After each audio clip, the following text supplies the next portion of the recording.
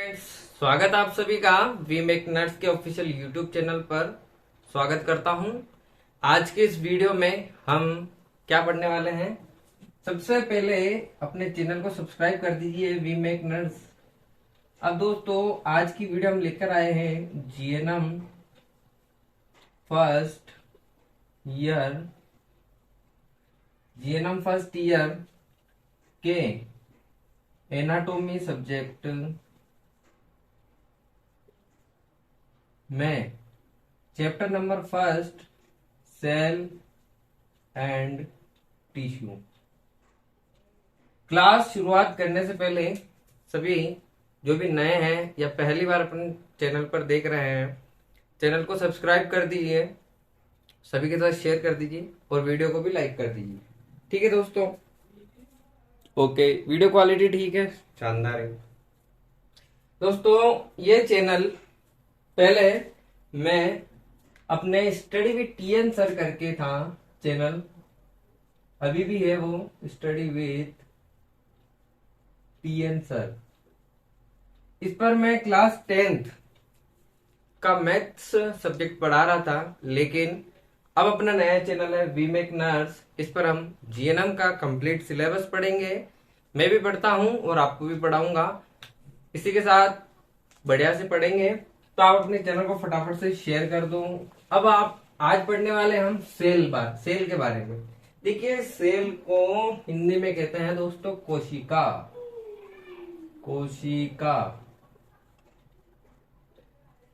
अब आप लोगों में से कोई बता सकता है कि कोशिका क्या होती है? देखिए, कोशिका के बारे में मैं बताना चाहूंगा।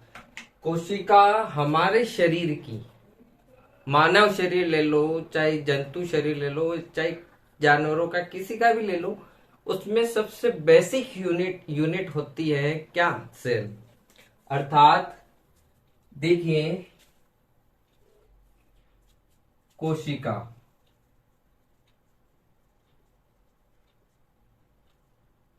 ये क्या है? एक तो मानव शरीर की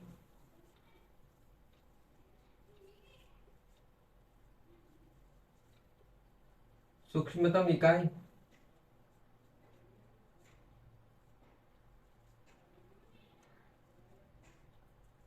एक चीज क्या है दोस्तों, एक चीज क्या है, ये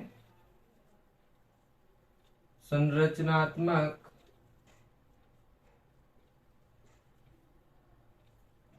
और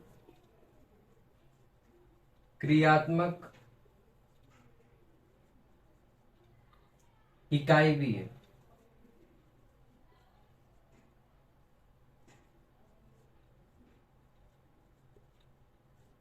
यदि अंग्रेजी में हम बात करें, सेल इज द बेसिक, एक काम कीजिए, मैं बोलता हूं, आप लिख लीजिए ना।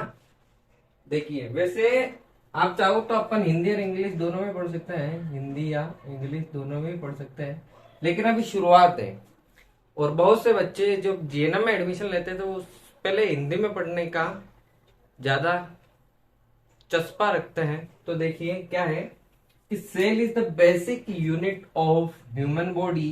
It is structural and functional. मतलब संरचनात्मक का मतलब होता है स्ट्रक्चरल एंड फंक्शनल।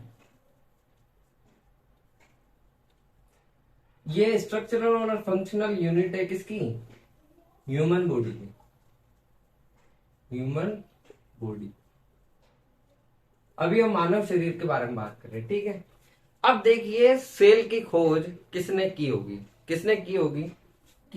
मतलब देखिए, खोजकर्ता का नाम बता रहा हूं। आप चाहो तो पेन पेपर लेकर नोट्स के रूप में भी इसको लिख सकते हो, उसी प्रकार मैं आपको लिखा रहा हूं ना। खोजकर्ता है रॉबर्ट हुक। कब की? 1665 में, ठीक है। अब देखिए, एक बात बताते हैं दोस्तों, सेल का निर्माण होता किससे? भाई, सब बात करते हैं सेल क्या होता है, सेल की परिभाषा बता दी, खोजकर्ता बता दिया, क्या क्या है। तो देखिए, एक बात बताता हूं आप सभी को। ये सही नहीं दिख रहा है, कोई बात नहीं, इसको मैं सही कर दूंगा। यहां से थोड़ा सा मैं क्या कर देता हूँ, मिटा देता हूं।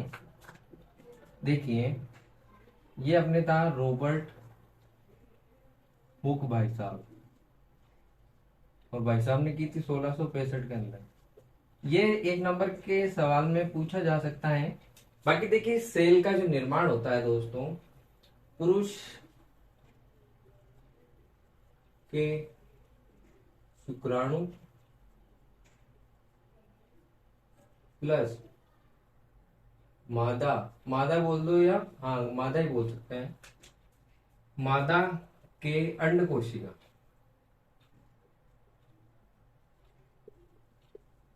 अंड कोशिका को अंग्रेजी में कहते हैं स्पुटम। तो इन दो और इसके स्पर्म, इन दोनों से बनता है क्या, जाइगोट, जाइगोट बनता है। तो क्या कह सकते हैं कि पुरुष के शुक्राणु और मादा के अंड कोशिका से जाइगोट का निर्माण होता है। ये स्ट्रक्चर देखकर आप पता लगा सकते हैं कि पुरुष के शुक्राणु स्त्री की के अंड कोशिका से, स्त्री बोलो या मादा बोलो एक ही बात है, से मिलकर जाइगोट का निर्माण होता है, जाइगोट का निर्माण होता है। मानव कोशिका केवल इसी एक कोशिका से विकसित होती है। जो हमारी ह्यूमन बॉडी की जो कोशिका होती है ना दोस्तों, वो जाइगोट से ही क्या होती है, डेवलपमेंट होती है, डेवलप होती है और विकसित होती है। ये क्या होती है, विकसित होती है। कौन, सेल होती है किसके थ्रू, इसके थ्रू। ठीक है, यहां तक बात होगी क्लियर। अब देखिए जाइगोट बनने के पश्चात कोशिकाओं में बहुगुणन होने लगता है, जिसमें कोशिकाओं की संख्या क्या होती है, बढ़ने लगती है। देखिए कहने का मतलब क्या है भाई, कोशिका है, कोशिका का निर्माण हो गया। तो अब देखिए मान लीजिए ये कोशिका है ना, ये आपका कोशिका है, क्या है, कोशिका। अभी इसके स्ट्रक्चर की बात करेंगे तब मैं और इसको डिटेल में बताता हूं। बेसिकली देखिए कोशिका है तो इसका क्या होने लगता है, बहुगुणन, मल्टीप्लीकेशन। कैसे ही लिखा, बहुगुणन, ठीक है। बहुगुणन होगा तो बताइए, तो ये क्या होगा, ये जो कोशिका है दोस्तों, ये बहुत सारे पार्ट में डिवाइड होने लग जाएगी। भाई कोशिकाओं का बहुगुणन होगा तो कोशिकाओं की संख्या में क्या होगी, कोशिकाओं की संख्या में वृद्धि होगी।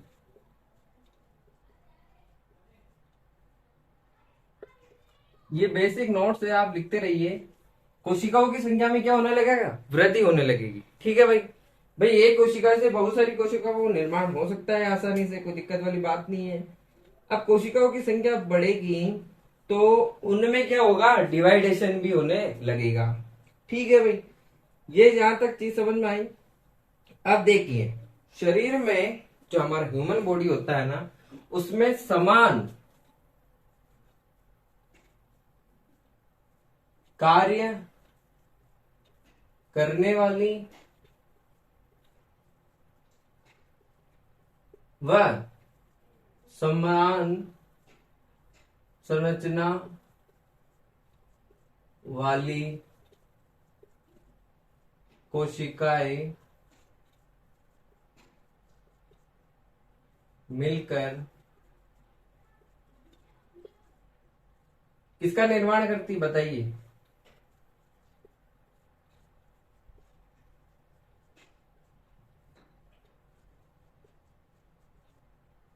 देखिए घबराइए मत। सबसे पहले देखिए, अगर बहुत सारी सेल है जिसका काम भी क्या है, सेम है, उसका स्ट्रक्चर भी सेम है, तो अगर बहुत सारी कोशिकाएं आपस में मिल जाती है तो किसका निर्माण होता है दोस्तों, टिश्यू, उत्तक का। आई बात समझ। देखिए वापस बोर्ड पर नजर देखिए, बहुत सारी कोशिकाएं आपस में अगर मिलती है दोस्तों तो वह टिश्यू का निर्माण करती है। किसका निर्माण करती है, टिश्यू का। अब आप कहोगे कि सर ये टिश्यू क्या है, भाई आपके जीएनएम के अंदर एनाटॉमी में सबसे पहला पार्ट ये क्या है, सेल और टिश्यू। तो देखिए आप थोड़ा समझने का प्रयास कीजिए कि भाई बहुत सारी सेल। अब आप लोग कहोगे कि तो सर आपने कहा था कि सेल तो क्या होती है, हमारे ह्यूमन बॉडी की क्या होती है, क्या होती है, बेसिक यूनिट होती है। मतलब कोई भी मानव शरीर बनेगा, यदि हमारे मानव शरीर का निर्माण हुआ तो सबसे उसमें सूक्ष्मतम इकाई क्या होती है, कोशिका। अब यहां से तो पता है, बाकी इसमें कोशिका का ये बेसिक यूनिट है दोस्तों, बेसिक यूनिट है भाई। केवल एक कोशिका हमारे पूरे शरीर का निर्माण नहीं कर सकती, बहुत सारी कोशिकाओं की जरूरत होती है। अगर बहुत सारी कोशिकाएं मिलकर किसका निर्माण करेगी, ऊतक का। तो को अंग्रेजी में कहते हैं दोस्तों टिश्यू। अब एक बात बताइए, क्या केवल उत्तक से काम हो जाएगा भाई? अब बहुत सारे उत्तक मिलकर किसका निर्माण करेंगे, बताइए बताइए, बहुत सारे उत्तक मिलकर किसका निर्माण करेंगे? फटाफट से कमेंट कर दो, मैं नहीं लिखूंगा, आप फटाफट कमेंट कर दो भाई। बहुत सारी सेल मिलकर तो अपन उत्तक का निर्माण कर लिया, अब उत्तक मिलकर किसका निर्माण करेंगे, कोई बता सकता है? अरे भाई अंग का, ऑर्गन का। अंग, अंग यानी ऑर्गन। अब एक बात बताइए, बहुत सारे ऑर्गन किसका, सिस्टम का। सिस्टम बोले तो तंत्र। ये हमारे क्या होती है, शरीर को बनाने के लिए एक सिंपल सा मैथ जिसे हम कह सकते हैं भाई। बहुत सारी कोशिकाएं मिलकर उत्तक का निर्माण करती हैं, बहुत सारे उत्तक मिलकर ऑर्गन का निर्माण करते हैं, और बहुत सारे ऑर्गन मिलकर हमारे शरीर में होने वाले जो हमारे शरीर में काम होते हैं किसके थ्रू होते हैं, तंत्र के, एक मशीन के द्वारा, एक सिस्टम के द्वारा। तो वो निर्माण होता है। घबराना नहीं है, देखिए शुरुआत है, धीरे धीरे समझ में आ जाएगा, ठीक है? अब तो नहीं घबराओगे, शाबाश, वेरी गुड। अब देखिए हमने इन सब की बात कर ली। अब तंत्र में क्या क्या होता है, तंत्र यानी सिस्टम भाई, तंत्र मंत्र विद्या वाला नहीं, ये तंत्र क्या, जैसे इसमें किडनी का निर्माण होगा, यूरिनरी ब्लैडर का निर्माण होगा, मूत्राशय का निर्माण होगा, और किसका निर्माण होगा बताइए, मूत्र मार्ग का, मूत्रीय तंत्र का। इस तरीके से ये सारी चीजें जो होती है ना, इनको ही कहते हैं हम क्या, तंत्र भाई। ये तो हुआ हमारा क्या, बेसिक इंट्रोडक्शन। अब यदि हम कोशिका की संरचना की बात करें, कोशिका के संरचना, आप इसको की कर लेना ना। कोशिका की संरचना की यदि बात करें तो सबसे पहले यहां लिखिए आप, कोशिका का कोई निश्चित आकार नहीं होता है। अब इस पॉइंट से समझ रहे हो क्या भाई, कोशिका है। आप लोग देखोगे कि सर कोशिका कैसी होती है। सबसे पहले कोशिका को हम नग्न आंखों से नहीं देख सकते, उसके लिए हमें माइक्रोस्कोप की जरूरत होती है, जो कि बहुत ही छोटी चीज को अल्ट्रा माइक्रोस्कोप चाहिए, जिससे क्या होता है कि हम छोटी से छोटी सूक्ष्मतम कण को, एंगस्ट्रम की जो वैल्यू होती है ना, उन चीजों को हम क्या कर सकते हैं, देख सकते हैं आसानी। तो उसके लिए हमें माइक्रोस्कोप की जरूरत होती है। तो अब आप अगर कहोगे कि सर कोशिका का आकार क्या होता है, तो भाई इसमें एक बात ध्यान रखना, कोशिका का कोई आकार नहीं होता है। हाँ, मैं एक एग्जांपल दूं तो यदि ये आयताकार हो सकता है, गोल हो सकता है, कोई भी आकार हो सकता है, कोई फिक्स शेप नहीं है। There is no fix shape of the human cell, right, very good. अब आगे चलते हैं, आगे चलते हैं क्या, आगे क्या चलेंगे कि कोशिका का पहला तो पॉइंट हो गया, कोई आकार नहीं होता है, किसी भी आकार की हो सकती है। अब देखिए कोशिका को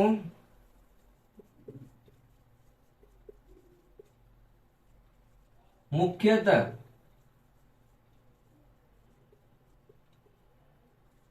कितने भागों में? 3 भागों में बांटा है।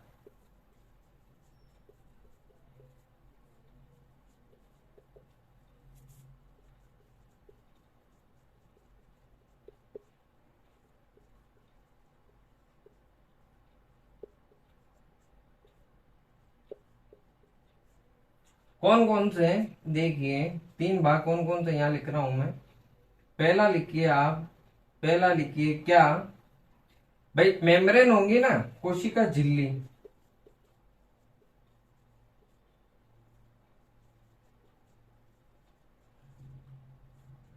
फिर होगा उसमें केंद्रक, और इसमें एक तरल पदार्थ पाया जाता है जिसे क्या कहते हैं? कोशिका द्रव्य। कोशिका द्रव्य यहां तक लिखिए, फिर मैं इसको और थोड़ा सा अच्छे से बता देता हूं। ठीक है भाई, यहां तक किसी को कोई डाउट नहीं होना चाहिए। कोशिका की संरचना की यदि हम बात करें तो इसका कोई निश्चित आकार नहीं होता है। ये आयताकार हो सकती है, गोलाकार हो सकती है, वर्गाकार हो सकती है, किसी भी शेप में हो सकती है, कोई निश्चित आकार नहीं होता है। इसको हम 3 भागों में डिवाइड करते हैं, कोशिका झिल्ली, केंद्रक और कोशिका द्रव्य। चलिए आगे बढ़ते हैं। अब इनको थोड़ा सा क्या कर लेते हैं, बड़े रूप में देखते हैं क्या होता है ये। देखिए सबसे पहले यदि हम कोशिका झिल्ली की बात करें, कोशिका झिल्ली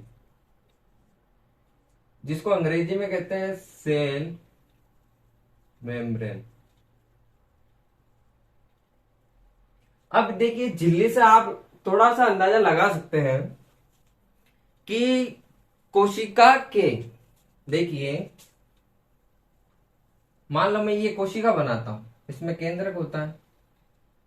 अब देखिए ये जो बाहरी परत होती है ना दोस्तों, ये बाहरी परत, इसकी बात कर रहा हूं, इसको हम कहते हैं सेल मेम्ब्रेन। सेल मेम्ब्रेन, ठीक है। फिर आता है आपके न्यूक्लियस, जिसे केंद्रक कहते हैं। ये जो बीच में जो पार्ट दिख रहा है ना दोस्तों, यही क्या है आपका? केंद्रक, जिसे क्या कहते हैं? न्यूक्लियस। न्यूक्लियस, ठीक है। अब कोशिका झिल्ली के अंदर और केंद्रक के चारों ओर लिक्विड फॉर्म में एक पदार्थ पाया जाता है जिससे हम क्या कहते हैं? साइटोप्लाज्म। साइटोप्लाज्म का मतलब होता है कोशिका द्रव्य, ठीक है, कोशिका द्रव्य। अब एक एक चीजों को आराम से पढ़ लेते हैं भाई, पढ़ लेते हैं। अब आप लोग देखोगे कि अभी सर केंद्रक तो हमारे पूरे मतलब ये कोशिका हमारे शरीर को बनाती है, तो क्या ये इनमें 3 चीजें ही होती क्या? नहीं दोस्तों, अभी इसके अंदर कोशिका के भी बहुत सारे अंग है, वो हम पढ़ेंगे, लेकिन पहले इन 3 चीजों को हम क्या कर लेते हैं? क्लियर कर लेते हैं, ये क्या होता है, इनके काम क्या होते हैं, सारी चीजें देख लेते हैं, फिर चलेंगे उनके ऊपर। तो फटाफट से स्ट्रक्चर बना लो, कोई भी दिक्कत हो तो फटाफट बता दो। अब देखना, हम सबसे पहले बात करते हैं कोशिका झिल्ली की। फटाफट से हेडिंग लगा दो सभी, कोशिका झिल्ली, ठीक है। कोशिका झिल्ली के बारे में पढ़ेंगे, क्या पढ़ेंगे? कोशिका झिल्ली, इसका मतलब होता है सेल मेम्ब्रेन, राइट? जी हाँ सर, राइट। कोशिका झिल्ली पढ़ेंगे। अब कोशिका झिल्ली हेडिंग लगा ली। अब बताओ कोशिका झिल्ली क्या होती है? सबसे पहले मैंने बताया कि एक चीज ध्यान रखना है, कोशिका झिल्ली को कोशिका झिल्ली को प्लाज्मा मेम्ब्रेन भी कहा जाता है। प्लाज्मा मेम्ब्रेन भी कहा जाता है। देखिए दोस्तों, अगर यदि आप बोर हो रहे हो कि सर एक एक पॉइंट लिखा रहे हैं, लेकिन अगर दोस्तों स्टार्टिंग से अच्छे से पढ़ोगे ना तो मजा आएगा आपको, बाद में बहुत हेल्प होने वाली है। कोशिका झिल्ली को प्लाज्मा मेम्ब्रेन कहा जाता है। प्लाज्मा मेम्ब्रेन का मतलब होता है दोस्तों, जो लिक्विड वाला पार्ट था ना कोशिका के अंदर, ये आपकी कोशिका, ये केंद्रक, इसके जो साइटोप्लाज्म था ना, इसकी रक्षा करने वाला, इसका प्रोटेक्शन करने वाला जो झिल्ली है, मेम्ब्रेन है, उसको प्लाज्मा मेम्ब्रेन कहते हैं, अर्थात कोशिका झिल्ली कहते हैं, राइट। अब ये पतली कोशिका झिल्ली के रूप में क्या होता है, केंद्रक के चारों तरफ क्या होती है, फैली हुई होती है, साइटोप्लाज्म के चारों तरफ फैली हुई होती है। अब एक चीज ये लिख लो कि इसकी मोटाई क्या होती है, 75 से 110 एंगस्ट्रॉन। ठीक है, ये इतनी सूक्ष्म होती है, मतलब बहुत छोटी होती है। ठीक है, कोशिका झिल्ली का निर्माण प्रोटीन, कार्बोहाइड्रेट और फॉस्फोलिपिड से होता है। किस किस से, प्रोटीन, कार्बोहाइड्रेट और फॉस्फोलिपिड।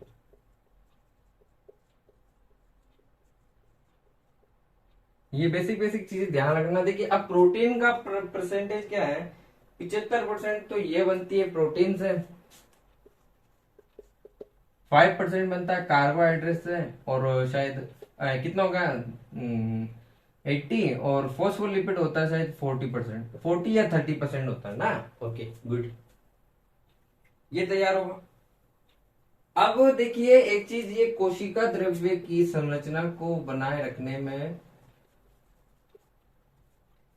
कोशिका संरचना, यहाँ कोशिका द्रव्य है ना, कोशिका द्रव्य लिखेंगे पूरा, मैं इसको मिटा देता हूँ 1 मिनट के लिए।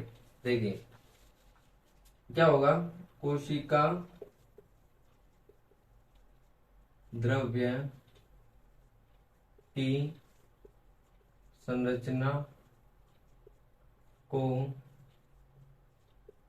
बनाए रखती है कौन, कोशिका झिल्ली, सेल मेम्ब्रेन। सेल मेम्ब्रेन ही क्या करती है, कोशिका झिल्ली को क्या करती है, बनाए रखती है, उनकी सुरक्षा करती है, ये सारी चीजें। ठीक है, अब कोशिका झिल्ली की पारगम्यता को अग्नाशय ग्रंथि की लैंगरहैंस द्वीपिकाओं के द्वारा स्रावित इंसुलिन हार्मोन द्वारा बढ़ाया जाता है। पारगम्यता का मतलब होता है दोस्तों, इधर से उधर आना ले जाना। तो ये क्या है कि इंसुलिन हार्मोन होता है ना दोस्तों, ये बढ़ता है किसके द्वारा, अग्नाशय ग्रंथि के द्वारा। उसमें एक लैंगरहैंस द्वीपिकाएं होती हैं, तो वो इंसुलिन हार्मोन क्या करती है, स्रावित करती है, जिससे ये बढ़ती है। अब कोशिका झिल्ली रक्त में भोजन के अव्यय ऑक्सीजन को ग्रहण करती है तथा अपशिष्ट पदार्थों को क्या करती है, बाहर निकालती है।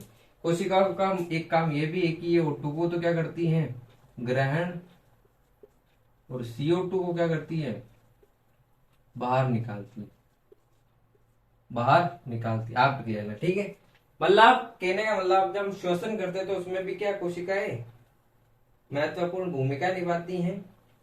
ठीक है, अब देखिए क्या करें, केवल कोशिका में अगर पारगम्यता की हम बात करें ना, तो इसमें केवल जल और ऑक्सीजन और एक चीज कार्बन डाइऑक्साइड और ग्लूकोज ही शर्करा क्या करते हैं, आर पार जा सकते हैं। कौन कौन सी चीजें पारगम्यता में काम आती है, एक तो H2, CO2, ग्लूकोज,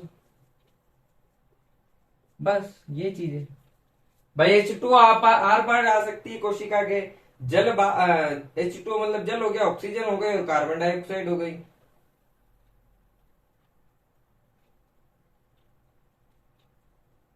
जल हो गया, H2 हो गई, CO2 हो गई और एक O2। ये चीजें क्या कर सकती है, आर पार आकर, बाहर आकर, अंदर आकर क्या कर सकती हैं, जा सकती है। भाई ये तो बस कोशिका झिल्ली। अब इसके कार्य भी मैं आपको क्या करना, बताना चाहूंगा। इसके देखिए मेन काम तो क्या होता है, वैसे मेन काम होता कुछ है नहीं इसका, फिर भी ये देखिए क्या करती है, एक तो जो साइटोप्लाज्म होता है कोशिका द्रव्य, क्या बोर्ड ब्लैक ब्लैक दिख रहा है क्या आप सभी को, जी सर थोड़ा बहुत है, एडजस्ट कर लेंगे, कोई दिक्कत नहीं है। ठीक है, कार्य की बात करें, फंक्शंस की,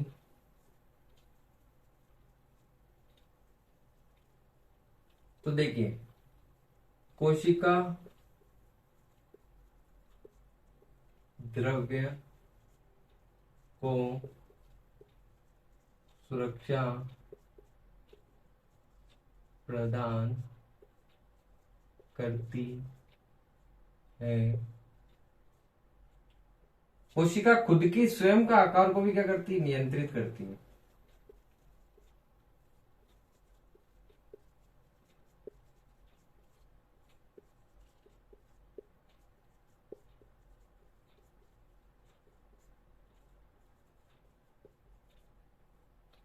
और आप लोग बताओ क्या क्या काम हो सकते हैं इसके, कोशिका झिल्ली के। ये पारगम्यता को भी क्या करती है, नियंत्रित करती है।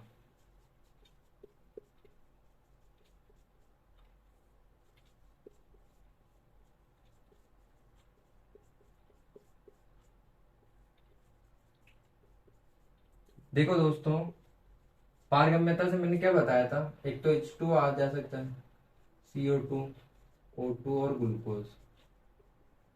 इन चीजों का क्या करना, ध्यान रखना, ठीक है। 1 नंबर या 2 नंबर के सवाल में पूछ सकते हैं। अब ये एक चीज ये क्या करती है, आकार को नियंत्रित करती है, तो ये क्या करती है, कोशिका के आंतरिक आंतरिक भागों को सुरक्षा प्रदान करती है। क्या करती है, आंतरिक भागों को सुरक्षा प्रदान करती है, ठीक है।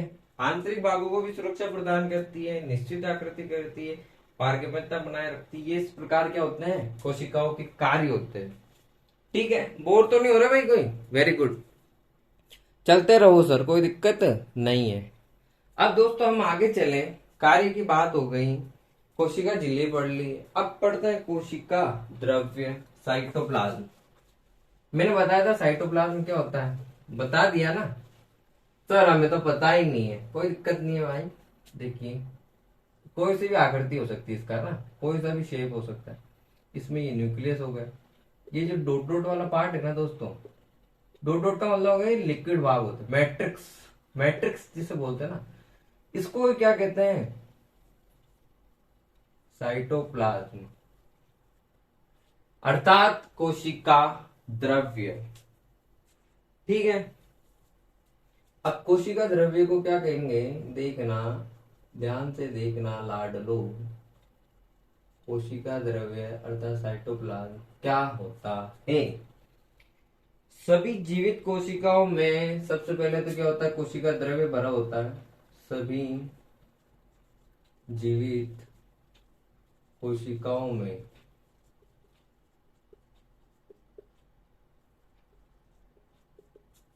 कोशिका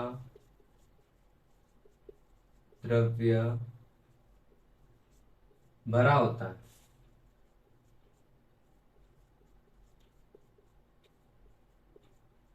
यहां तक बात समझ आए। ये चीज अब मृत कोशिका होगी ना, उसमें नहीं होगा। अब देखना ये क्या होता है, कोशिका झिल्ली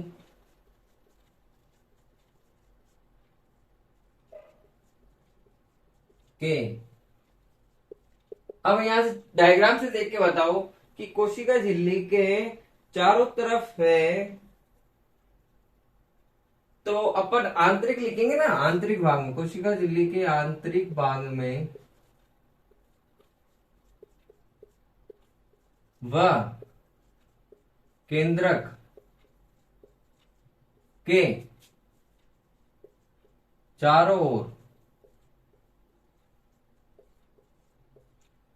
पाए जाने वाला या पाया जाने वाला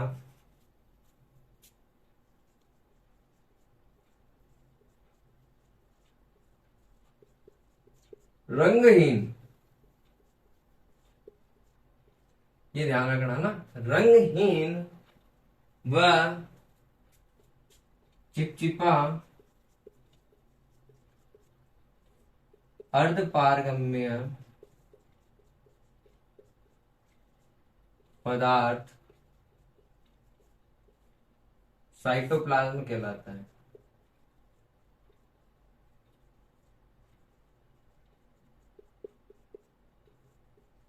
भाई आप लोग देख सकते हो कि डायग्राम से ही हम क्या कर सकते हैं, इसकी डेफिनेशन बना सकते हैं। कैसे?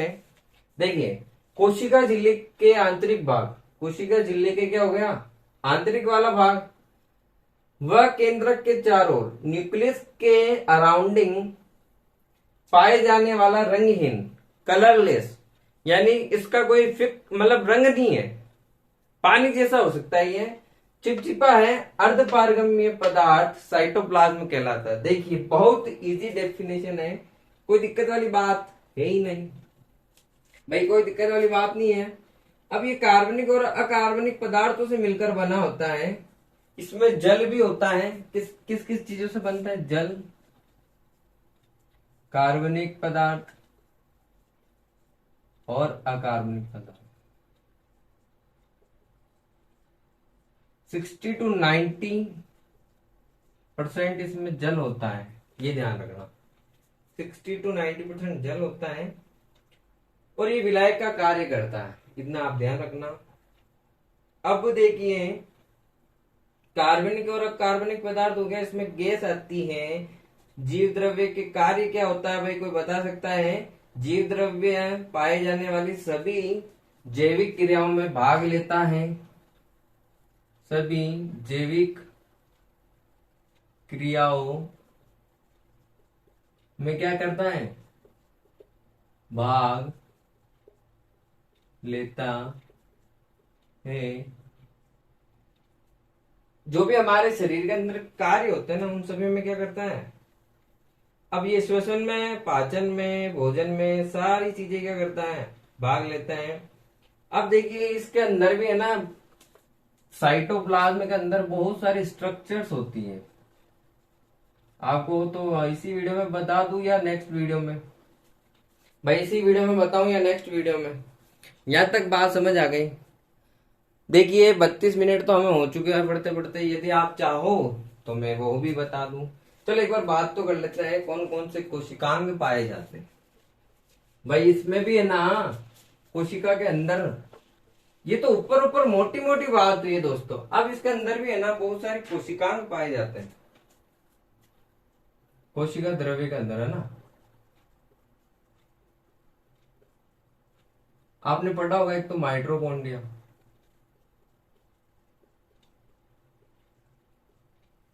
देखिए स्पेलिंग मिस्टेक हो सकती है, मतलब हिंदी में थोड़ा क्या है, कहीं ओ की मात्रा इधर ये चल जाती है। राइबोसोम होता है,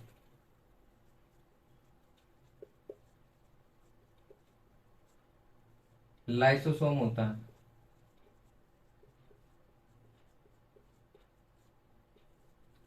अंतःद्रव्य जालिका होती है,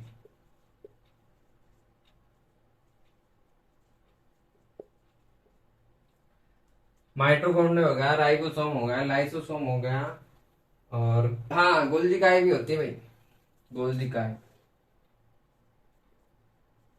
गोल्जिकाए जिसे हम गोल्जिकाई को ही तारकाई कहते हैं ना भाई। हाँ तारकाई भी शायद गोल्जिकाई ही होती है। सेंट्रोसोम होते हैं,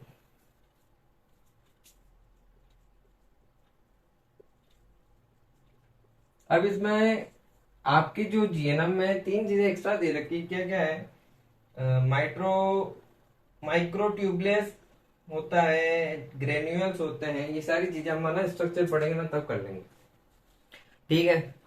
मैं चाहता हूं कि ये जो सारे जो कोशिकांग है ना, साइटोप्लाज्म ऑर्गन्स, साइटोप्लाज्म में जितने भी ये ऑर्गन्स आ रहे हैं ना, उन सबको क्या करेंगे? नेक्स्ट वीडियो में पढ़ लेते हैं भाई, नेक्स्ट वीडियो में पढ़ लें। बताइए, चलो एक काम करते हैं, मैं आपको थोड़ा बहुत इसके बारे में बता देता हूँ। माइटोकॉन्ड्रिया क्या होता है, राइबोसोम क्या होता है, या लाइसोसोम क्या होता है। तो इस ये सभी जानने के लिए फटाफट, यदि कोई हमारे चैनल पर नया है तो चैनल को क्या कर दीजिए, सब्सक्राइब कर दीजिए। वीडियो को सभी के साथ शेयर करना है, चैनल को भी शेयर करना है दोस्तों। ये अपने नया चैनल है विमेक नट्स, भाई हम नट्स स्टाफ बनाएंगे, तो भाई आपको सभी नर्स स्टाफ के साथ शेयर करना पड़ेगा। अच्छे से हम पढ़ेंगे भी सही और पढ़ाएंगे भी सही, ठीक है। तो आप सभी अपने चैनल को शेयर कर दो, वीडियो पसंद कर दीजिए, लाइक कर दीजिए, और भाई बेल आइकन को भी क्या कर दीजिए, दबा दीजिए, क्योंकि जो अपने नए अपडेट होगा वो सबसे पहले आपके पास तुरंत नोटिफिकेशन के रूप में आ जाएगा। जीएनएम इतना हार्ड नहीं है, हम अच्छे से पढ़ेंगे, एक एक चीज आराम से पढ़ेंगे।